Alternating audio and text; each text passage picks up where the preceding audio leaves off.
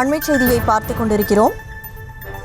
பட்டாக்கத்தியுடன் தெரிந்தவர் கைது செய்யப்பட்டிருக்கிறார். சென்னை பழவந்தாங்கல் ரயில் நிலையத்தில் பட்டாக்கத்தியுடன் சுற்றித் திரிந்தவர் கைது செய்யப்பட்டிருக்கக்கூடிய அந்த அண்மை செய்தியை பார்த்துக் கொண்டிருக்கிறோம். முன்னதாக பழவந்தாங்கல் ரயில் நிலையத்தில் பட்டாக்கத்தியுடன் இளைஞர் ஒருவர் சுற்றித் திரிந்த நிலையில் இது தொடர்பான அதிர்ச்சியூட்டும் நேரடி காட்சியானது வெளியாகியிருந்தது. இந்த சூழலில் அவர் கைது செய்யப்பட்டிருக்கிறார். முழு விவரங்களோடு செய்தியாளர் முரளி இணைப்பில் இருக்கிறார். முரளி, வணக்கம். இது தொடர்பான கூடுதல் விவரம் என்ன? வணக்கம்.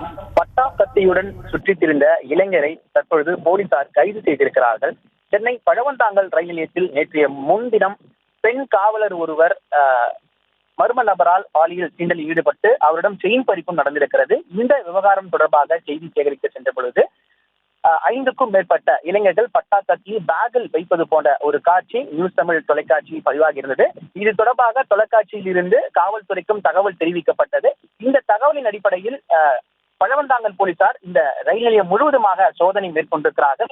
ஒரு சில நபர்களை பிடித்து விசாரணை மேற்கொண்ட பொழுது அந்த 5க்கும் மேற்பட்ட நபர்கள் பச்சையப்பன் கல்லூரி மாணவர்கள் என தெரிய வந்தது. குறிப்பாக அதில் தற்போது பார்த்திபன் என்கிற நபர் பச்சையப்பன் கல்லூரியில் 2ஆம் ஆண்டு படித்து வருவதும் விசாரணையில் தெரிய வந்திருக்கிறது.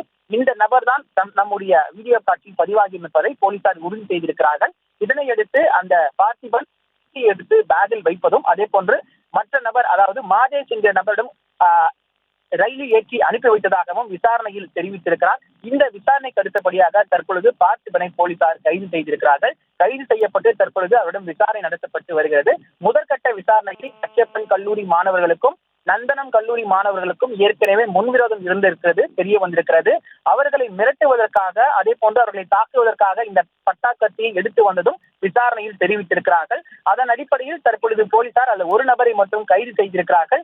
மேலும் அந்த கத்தியை கொடுத்து அனுப்பிய மாதேஷ் என்கிற நபரை தற்பொழுது அவரை தேடிக்கொண்டு சென்றிருப்பதாகவும் போலீசார் தகவல் தெரிவித்திருக்கிறார்கள். இந்த நிலையில் இந்த விவகாரம் தொடர்பாக ரயில் நிலையம் முழுவதுமாக போலீசார் தற்பொழுது விசாரணையில் ஈடுபட்டு வருகிறார்கள். விவரங்களுக்கு நன்றி முரளி.